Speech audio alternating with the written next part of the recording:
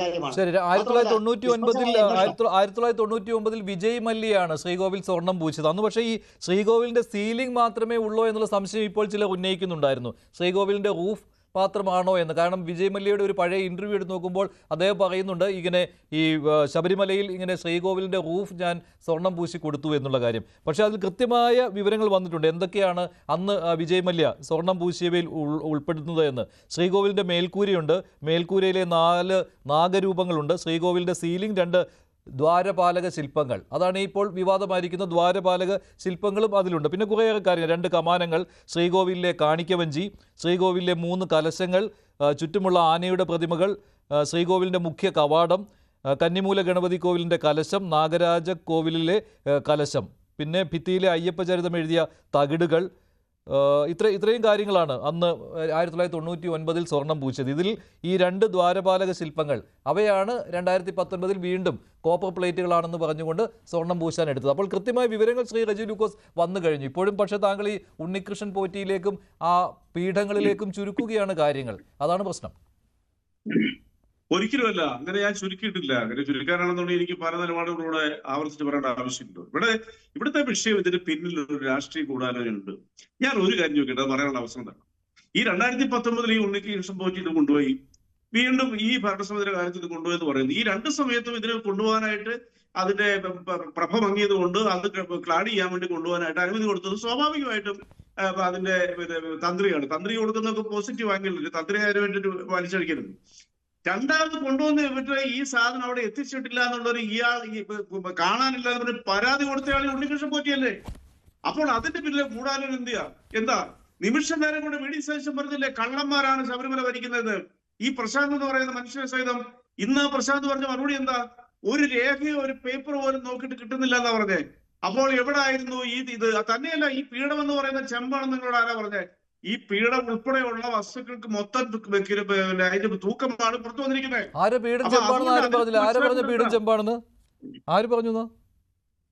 ഇവിടെ പറഞ്ഞു കേട്ട് പീഠം ചെമ്പാണ്, ഇത് ദ്വാരപാലക ശില്പത്തിന്റെ കവറേജാണ് സ്വർണ്ണം എന്നുള്ളത്. അതുകൊണ്ട് ഞാൻ പറഞ്ഞത് മാത്രമേ ഉള്ളൂ. നിങ്ങൾ മനസ്സിലാക്കേണ്ട ഒരു വസ്തുത, സത്യസന്ധമായിട്ട് പറഞ്ഞാൽ ഈ ഉണ്ണികൃഷ്ണൻ പോറ്റിയെ കൊണ്ട് ഈ കള്ളത്തരം കാണിച്ച് അത് മാധ്യമങ്ങളിലൂടെ പുറത്തു വിട്ടതിന് പിന്നിൽ ആരാണ്? അതൊരു ചോദ്യമല്ലേ? അല്ല, ഈ കാര്യങ്ങൾ പുറത്തു വന്നത് നന്നായില്ലേ? ലോകം അറിഞ്ഞില്ലേ അവിടെ എന്താണ് സംഭവിച്ചതെന്ന്? അല്ല, ലോകമല്ലെങ്കിൽ ശബരിമലയെ കുറിച്ച് വളരെ ആകാംക്ഷയല്ലേ? ശബരിമലയെ കുറിച്ച് ഞാനും മഞ്ജുഷും അടങ്ങുന്നവരെല്ലാവരും വളരെ പവിത്രമായിട്ട് കാണുന്ന, നോ ഡൗട്ട്. അത് മാത്രമല്ല, എരിമേരിക്ക് എന്താ കുഴപ്പം? ഇത് അറിഞ്ഞതിലാണോ ഇപ്പോൾ ബുദ്ധിമുട്ട് ശ്രീ റജി ലൂക്കോസ്? നന്നായില്ലേ? ഇപ്പോൾ താങ്കൾ പറഞ്ഞു വി ഡി സതീശനാണ്, അല്ല കള്ളന്മാരെന്ന് വി ഡി സതീശൻ വിളിച്ചു എന്ന്. അതിൽ മാറ്റമുണ്ടാക്കേണ്ട കാര്യമില്ല, സതീശൻ അത് മാറ്റി പറയേണ്ട കാര്യമില്ല. ഈ ഉണ്ണികൃഷ്ണൻ പോറ്റി ഇങ്ങനെ കള്ളം പറഞ്ഞു എന്ന് വെച്ച് മറ്റുള്ളവരെ മാറ്റി നിർത്തേണ്ട കാര്യമില്ല. കള്ളന്മാരുടെ പട്ടികയിൽ ഇവരെല്ലാം ഉണ്ട്. കാരണം ഇവരുടെ കാലത്താണ് ഇതൊക്കെ നടക്കുന്നത്. ഈ പറയുന്ന 2019 കൊണ്ടുപോയതും 2021 വീണ്ടും ദ്വാരപാലക ശില്പങ്ങളുടെ സ്വർണ്ണപ്പാളി എടുത്തുകൊണ്ട് അറ്റകുറ്റപ്പണിക്ക് പോയതുമൊക്കെ ഇവർ തന്നെയാണ്. പ്രശാന്തിന്റെ ഭരണസമിതിയാണ് ഇപ്പോൾ, അന്ന് പത്മകുമാറിന്റെ ഭരണസമിതിയാണെന്നേ ഉള്ളൂ. ഒരു സെന്റൻസ് പറയാൻ അനുവദിക്കൂ പ്ലീസ്, ദാറ്റ്സ് മൈ റിക്വസ്റ്റ്. പിന്നെ എന്തുകൊണ്ടാണ് ഈ വി ഡി സതീശൻ ഈ പരാതി നൽകിയതിനു ശേഷം ബഹുമാനപ്പെട്ട കോടതിയുടെ നിർദ്ദേശപ്രകാരം അന്വേഷിച്ച് സഹോദരനെ വീട്ടിൽ നിന്ന് ഈ പീഡനം കണ്ടെത്തിയതിനു ശേഷം എന്തുകൊണ്ട് ഈ പ്രതിപക്ഷ വായെടുക്കുന്നില്ല? ഞാൻ പറഞ്ഞ തെറ്റായിപ്പോയി, മാപ്പ് ചോദിക്കണമെന്ന് പറയുന്നില്ല? എന്തുകൊണ്ട് പറയുന്നില്ല? താങ്കൾ ഈ പീഠത്തിലേക്ക് ചുരുക്കുന്നതാണ് പ്രശ്നമായത്. താങ്കൾ മനഃപൂർവ്വമാണെന്ന് എനിക്ക് തോന്നുന്നു. ഇത് പീഠത്തിലേക്ക് ചുരുക്കുകയാണ്, അതാണ് പ്രശ്നം. പീഠമല്ല ഇവിടെ പ്രശ്നം. ഇവിടെ സ്വർണ്ണപ്പാളി കൊണ്ടുപോയതും സ്വർണം പൂശിയ പാളി ചെമ്പാണെന്ന് പറഞ്ഞുകൊണ്ട് വീണ്ടും സ്വർണം പൂശാൻ കൊണ്ടുപോയതും ഒക്കെയാണ് ഇവിടുത്തെ പ്രശ്നം. 40 വർഷത്തെ വാരണ്ടി ഉണ്ടായിട്ടും അത് വീണ്ടും 6 വർഷം കഴിഞ്ഞപ്പോൾ വീണ്ടും കൊണ്ടുപോയതും ഒക്കെയാണ് ഇവിടുത്തെ പ്രശ്നം. ഇത് കേൾക്കും. മഞ്ജുഷിന്റെ നാടായ കോട്ടയത്തെ ഏറ്റുമാനൂർ മഹാദേവ ക്ഷേത്രത്തിന്റെ കൊടിമരം അത് അതിന്റെ തിളക്കം നഷ്ടപ്പെട്ട് ബലക്ഷീണം എന്ന് അറിയപ്പെടുമ്പോൾ അവരത് മാറ്റി പ്രദർശിച്ച് ഒരു ക്രിസ്ത്യാനി 35 ലക്ഷം രൂപ വരെ വരുന്ന അത് കോട്ടയത്ത് കൊഴുവനായിരുന്നു സൗജന്യമായിട്ട് കൊടുത്തു. കാരണം ഏറ്റുമാനൂർ ക്ഷേത്രത്തിലുള്ള ആ തേക്കുന്നവരുടെ വരവ് തന്നെ എത്രയോ പള്ളികളിലും ക്ഷേത്രങ്ങളിലും ആദരിച്ചിട്ടാ പോയെ. അവിടെ എന്തെങ്കിലും പ്രശ്നമുണ്ട്. അപ്പൊ സ്വാഭാവികമായിട്ടും അതിന് ഫെയ്ഡ് ആകുമ്പോൾ, അതിന് കേട് വരുമ്പോൾ അത് പുനഃസ്ഥാപിക്കുക എന്നുള്ളത് ഏത് ആരാധനത്തും ഉണ്ടാവും. അതിന് തന്നെ അനുവദിക്കുന്നത് അതിന് തന്ത്രിയുടെ അനുമതിയുണ്ട്. ഇതേ തന്ത്രി ബഹുമാനപ്പെട്ട രാജു എനിക്ക് നേരിട്ട് അദ്ദേഹമാണ് ആ ഏറ്റുമാനൂർ ക്ഷേത്രത്തിന്റെ തന്ത്രി. അദ്ദേഹമാണ് 10-40 ക്ഷേത്രങ്ങളുടെ തന്ത്രിയാണ്. അമേരിക്കയിലെ ക്ഷേത്രത്തിന്റെ പോലെ അദ്ദേഹം തന്ത്രിയാന്നാ അദ്ദേഹം ഒരിക്കൽ എന്നോട് പറഞ്ഞിരിക്കുന്നത്. സ്വാർത്ഥികനായ ഒരു മനുഷ്യൻ. അപ്പൊ നിങ്ങൾ ഇതിനെയൊക്കെ കുറ്റത്ത് കാണുന്നത് എന്തുകൊണ്ടാ? എനിക്ക് അതുകൊണ്ട് ഞാൻ ഈ ഒരു ഉദാഹരണം പറഞ്ഞത്. നിങ്ങൾ മനസ്സിലാക്കേണ്ട വസ്തുത, കേരളത്തിലെ ജനങ്ങൾക്ക് നെല്ലും ബദലും തിരിച്ചറിയാം, ഒരു സംശയമില്ല. കേരളത്തിൽ ആഗോള അയ്യപ്പ സംഘം എന്ന് പറയുന്ന ശ്രേഷ്ഠമായ പരിപാടിയെ കളങ്കം ചാർത്താൻ വേണ്ടി നടത്തിയ ഒരു പച്ച തട്ടിപ്പാണിത്. അയാളെ എത്രയും നിയമത്തിന്റെ മുമ്പിൽ കൊണ്ടുവരും. അങ്ങനെയാണോ രാഹുൽ യോജിക്കുന്നുണ്ടോ ഈ ആഗോള അയ്യപ്പ സംഗമത്തെ? എനിക്ക് റെജി ലൂക്കോസ് സാറിന്റെ ശബരിമലയോടുള്ള നിലപാട് പണ്ടേ അറിയാതെ വളരെ പോസിറ്റീവാണ്. അദ്ദേഹത്തിന്റെ മതസൗഹാർദ്ദവും അയ്യപ്പനെയും വാവരെയും വെളുത്തെയും ഒക്കെ എപ്പോഴും ഹൈലൈറ്റ് ചെയ്യുന്ന അത് പോസിറ്റീവാണ്. അതായത് 2-3 കോൺഫ്ലിക്റ്റിംഗ് റിപ്പോർട്ട്സ് ഉണ്ട്. അതായത് ഒന്ന്, നേരത്തെ ശ്രീ മഞ്ജുഷ് വളരെ ശരിയായി പറഞ്ഞതുപോലെ വിജയ മല്യയുടെ ചില ഇന്റർവ്യൂകളിലും അന്നത്തെ റിപ്പോർട്ടുകളിലും 31 കിലോഗ്രാം സ്വർണവും 1900 കിലോഗ്രാം കോപ്പറും മറ്റും കൊടുത്ത ഗോൾഡൻ റൂഫ് കൊണ്ടുവന്നു എന്നൊരു പരാമർശമുണ്ട്. അത് സത്യമാണ്. കാര്യം അദ്ദേഹത്തിന്റെ ചില ഇന്റർവ്യൂകളിൽ അദ്ദേഹം അങ്ങനെ പറയുന്നുണ്ട്. പക്ഷേ ഇതിനെല്ലാം കൃത്യമായ രേഖകളും ഡോക്യുമെന്റും സൂക്ഷിക്കേണ്ടത് ദേവസ്വം ബോർഡിന്റെ കൂടി ഉത്തരവാദിത്തമാണ്. അതായത് ഏതൊക്കെ കാര്യം ഇന്ന് നമുക്ക് തിരിച്ചെടുത്ത് നോക്കുമ്പോൾ റഫറിംഗ് പോയിന്റ്സ് ഇല്ല, ഈ റഫറൽ പോയിന്റ്സ് ഇല്ല. എനിക്ക് തോന്നുന്നു ഹൈക്കോടതിയുടെ ഒബ്സർവേഷന്റെ ഭാഗമായി ഹൈക്കോടതി ഒരു വരിയും പറയുന്നുണ്ട്, പണ്ട് മുതലേ ഈ ദ്വാരപാലക ശില്പങ്ങളിൽ സ്വർണം ഉണ്ടായിരുന്നു എന്നൊരു പരാമർശം കോടതിയുടെ ഒബ്സർവേഷന്റെ ഭാഗമായിട്ടുണ്ട്. അപ്പൊ ഇപ്പൊ ഹൈക്കോടതി ചെയ്തിരിക്കുന്ന നല്ല കാര്യം, ജസ്റ്റിസ് KT ശങ്കറിനെ പോലെ വളരെ പ്രമുഖനായ ഒരു ജഡ്ജി, സർവാദരണീയനായ ഒരു ജഡ്ജി, അദ്ദേഹത്തിന്റെ നേതൃത്വത്തിലടക്കം ഇതിന്റെ ഒരു ഹോൾ ഇൻവെന്ററി തയ്യാറാക്കുകയും ഒരു ഡോക്യുമെന്റ് ചെയ്ത് സൂക്ഷിക്കുകയും ചെയ്യണം. ഇത് നമ്മൾ കുറെ കാലം മുമ്പേ ചെയ്യേണ്ടതായിരുന്നു. വേണ്ട രീതിയിൽ ഇത്തരം കാര്യങ്ങൾ പലപ്പോഴും നമുക്ക് ചെയ്യാൻ കഴിഞ്ഞില്ല എന്നുള്ളത് എയോടെയോ ബിയുടെയോ സിയുടെയോ തെറ്റല്ല, നമ്മുടെ കളക്റ്റീവ് റെസ്പോൺസിബിലിറ്റിയാണ്. വേണ്ട രീതിയിൽ ഇത്തരം കാര്യങ്ങൾ ഇല്ല എന്നുള്ളത് നമുക്ക് വേദന തോന്നേണ്ട ഒരു കാര്യമാണ്. ഞാൻ കൗതുകത്തോടെ ഇതിനോട് ബന്ധപ്പെടുത്തി ഒരു കാര്യം കൂടെ പറയാം. ശബരിമല യുവതീ പ്രവേശനത്തിൽ ശബരിമലയിൽ യുവതികൾ കയറില്ല എന്ന് നമ്മളെ തെളിയിക്കാൻ ഒരു ഒറ്റ പുസ്തകമേ ഉള്ളായിരുന്നു. അത് ബ്രിട്ടീഷുകാർ എഴുതിയതാണ്, 1812 വാർഡ് ആൻഡ് കോർണർ റിപ്പോർട്ട്. നമ്മുടെ കയ്യിൽ വേറെ ഒരു ഡോക്യുമെന്റോ രേഖയോ പോലും ഇല്ല. നമ്മുടെ ഇതൊരു വിശ്വാസമായിട്ട് നമ്മുടെ ആചാരമായിട്ട് തുടർന്നു എന്നല്ലാതെ ഈ ഡോക്യുമെന്റേഷൻ ഇല്ലായ്മ വിശാല അർത്ഥത്തിൽ ഇന്ത്യയുടെ വലിയൊരു പ്രശ്നമാണ്. വിശിഷ്യ അർത്ഥത്തിൽ നമ്മുടെ ഹിന്ദുക്കളുടെ വലിയൊരു പ്രശ്നമാണ്. ഡോക്യുമെന്റ്, ക്രോണോളജി, രേഖപ്പെടുത്തൽ, ഇത്തരം കാര്യങ്ങൾ കുറെ കൂടെ പ്രോംപ്റ്റ് ആക്കണം. നേരത്തെ ശ്രീ പഴക്കമൊന്നുമില്ല ശ്രീ രാഹുൽ, ഇതൊക്കെ മനഃപൂർവ്വം ചെയ്തതല്ലേ? 1999 2019 തമ്മിൽ 20 വർഷത്തെ വ്യത്യാസമേ ഉള്ളൂ. ചരിത്രാതീത കാലത്തേക്കൊന്നും പോകേണ്ട ആവശ്യമില്ലല്ലോ. അത് ഓർത്ത് വെക്കാവുന്നേ ഉള്ളൂ. അന്നത്തെ പത്ര റിപ്പോർട്ടുകൾ നോക്കിയാൽ അറിയാം അവിടെ എന്തൊക്കെയാണ് സ്വർണം പൂശിയത് എന്ന്. അല്ലല്ല, ഓർക്കുന്നതിന്റെ മാത്രമല്ല, അവിടെ വേറൊരു സീരിയസ് ഇഷ്യൂ ഉണ്ട്. 99 ഡോക്യുമെന്റ്സും രജിസ്റ്ററും അവൈലബിൾ അല്ല എന്ന് പറഞ്ഞു. അതിലൊരു ഫൗൾ പ്ലേ സ്മെല്ല് ചെയ്യാം. അതാണ് ഫൗൾ പ്ലേ ഉണ്ട്, അതാണ് ഞാൻ പറഞ്ഞത്. ഫൗൾ പ്ലേ ഉണ്ട് എന്നാണ്, മനഃപൂർവ്വം മാറ്റുന്നതാണല്ലോ. ശ്രീ രാമൻ നായർ, എന്തുകൊണ്ടാണ് 99 ചെയ്ത പ്രവൃത്തികൾ അല്ല ശ്രീ രാമൻ നായർ, എന്തുകൊണ്ടാണ് 99 സ്വർണം പൂശി എന്നുള്ള കാര്യം രജിസ്റ്ററിൽ വരാതിരുന്നത്? ഇപ്പോൾ കോടതി ചോദിക്കുമ്പോൾ കൊടുക്കാൻ പറ്റുന്നില്ല. അതവിടെ കോപ്പർ പ്ലേറ്റുകളായി മാറ്റുവാനുള്ള വിദ്യയല്ലേ അത്? അതൊക്കെ അന്നത്തെ ഉദ്യോഗസ്ഥന്മാരോട് ചോദിക്കണം. 99 ശബരിമലയിൽ ആരൊക്കെയായിരുന്ന ഉദ്യോഗസ്ഥന്മാരായിരുന്ന ആളുകൾ അവരോട് ചോദിക്കണം. അതിപ്പോ അതിന് മറുപടി പറയാൻ എനിക്ക് ഉത്തരവാദിത്തമുള്ള കാര്യമല്ല. എന്ന കാലത്ത് എന്തെങ്കിലും ഇത്തരം കാര്യങ്ങൾ ഉണ്ടായിട്ടുണ്ടെങ്കിൽ അതിന് ഞാൻ മറുപടി പറയും. പക്ഷേ ഒരു കാര്യം വളരെ വ്യക്തമാണ്, ഇത് പലതിന്റെയും തുടക്കമാണ്. ശബരിമല എല്ലാ കാലത്തും ഒരു വിവാദ ഭൂമിയായിരുന്ന ഒരു സ്ഥലമാണ്. ശബരിമല ഉണ്ടായ വിവാദങ്ങളെല്ലാം പുതിയ നല്ല കാര്യങ്ങളിലേക്ക് വഴിതെളിച്ചിട്ടുണ്ട്. ഇവിടെ ചില കാര്യങ്ങൾ മറച്ചു വയ്ക്കപ്പെടുകയോ അല്ലെങ്കിൽ ചില കാര്യങ്ങൾ നമുക്ക് ദ്രോഹമായി കാണുകയും ചെയ്തു. അത്തരം കാര്യങ്ങൾ ഒഴിവാക്കപ്പെടേണ്ടതാണ്. ആ ഒഴിവാക്കപ്പെടേണ്ട കാര്യങ്ങൾ ആരൊക്കെ മറച്ചു വെച്ചാലും അത് അയ്യപ്പസ്വാമിയുടെ അനുഗ്രഹം കൊണ്ട് പുറത്തു വരികയും അത് കോടതി ഇടപെടൽ ഉണ്ടാകുകയും ചെയ്യും എന്ന് ഇതുകൊണ്ട് വ്യക്തമായിരിക്കുകയാണ്. പക്ഷെ ഇവിടെ നേരത്തെ പറഞ്ഞ പോലെ ഒരു ഉണ്ണികൃഷ്ണൻ പോറ്റിയെ മാത്രം പിടിച്ചു നിർത്തിക്കൊണ്ട് ഈ കാര്യങ്ങൾ ചോദിച്ചാൽ കാര്യങ്ങൾ ഒരിക്കലും അവസാനിക്കില്ല. മറിച്ച് ഈ ഉണ്ണികൃഷ്ണൻ പോറ്റി കുറെ വർഷങ്ങളായിട്ട് സ്ഥിരമായിട്ട് ശബരിമലയിലെ ഇത്തരം സാധനങ്ങൾ കൊണ്ടുപോവുകയും കൈകാര്യം ചെയ്യുന്ന ഒരാളായിട്ട് എങ്ങനെ അദ്ദേഹത്തിന് അവിടെ കടന്നുകൂടാൻ കഴിഞ്ഞു? ആരാണ് ഇത്തരം കാര്യങ്ങൾ അദ്ദേഹത്തെ ചുമതലപ്പെടുത്തിയത്? ആരുടെ ഉത്തരവനുസരിച്ചാണ് ഇതൊക്കെ തുടക്കം ആരംഭിച്ചത്? ഈ കാര്യങ്ങളെ കുറിച്ചൊക്കെ വ്യക്തത ഉണ്ടാകണം. ഇതൊന്നും നിസ്സാരമായ ഒരു കാര്യമല്ല. ഇതിനൊക്കെ ബന്ധപ്പെട്ട ചില ഉദ്യോഗസ്ഥന്മാരെല്ലാം ഇതിനോട് ചേർന്ന് നിൽക്കേണ്ടതായിട്ടുണ്ട്.